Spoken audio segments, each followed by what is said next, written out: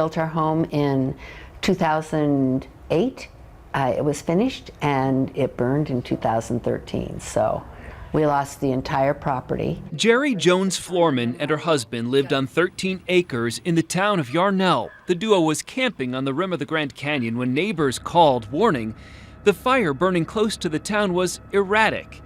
They got home Saturday night. Jerry spent Sunday packing just in case they needed to evacuate. The notification came in at 4:08 that we were all to get out as quickly as possible. We'd been told we'd have several hours to get ready to evacuate, but it came, get out immediately. Her home was a total loss. A before and after photo shows the devastation.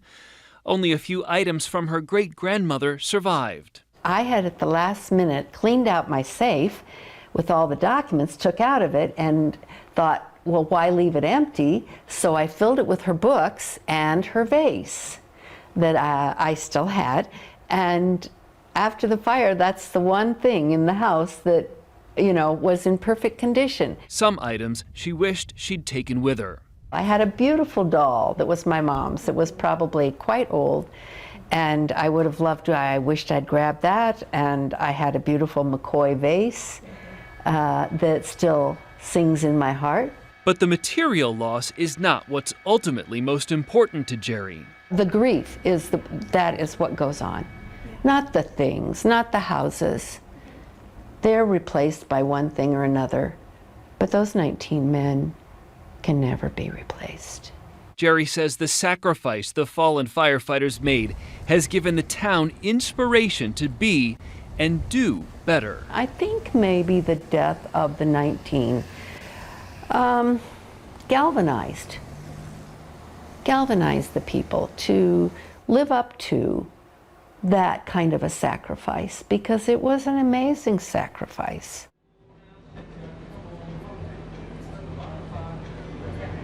Certainly put things into perspective. Jerry said she's very proud of her town of Yarnell, and all the programs they have to help each other and support each other. Nicole, one of many wonderful small town communities we have dotting the landscape here in Arizona.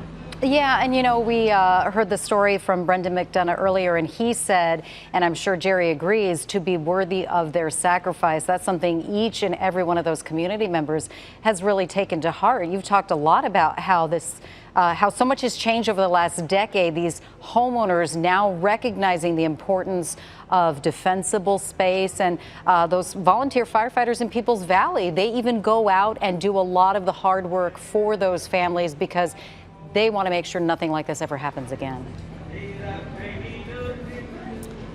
And that's like a lot of the work the Granite Mountain Hotshots were doing, in the off season, is creating defensible space, trying to get that message out to folks, whether they live here in Prescott or anywhere in the state. So that was a focus of theirs before the fire, and it's become even more of a focus of fire departments across the state since this. And to see Andrew Ashcraft's little boy, now 16, my gosh, Jared, thank you so much for your live coverage out there. We'll check back in with you in just a little bit.